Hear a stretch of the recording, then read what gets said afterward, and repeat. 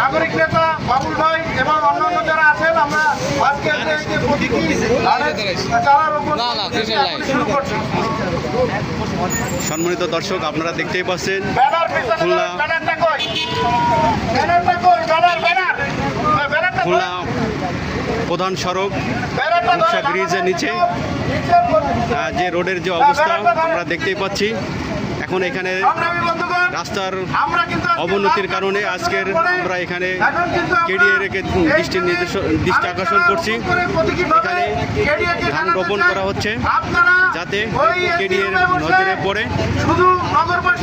শুধু এসি রুমে নয়, আপনাদেরকে রাস্তায় এসে দেখতে হবে সড়কের যে অবনতি ঘটছে।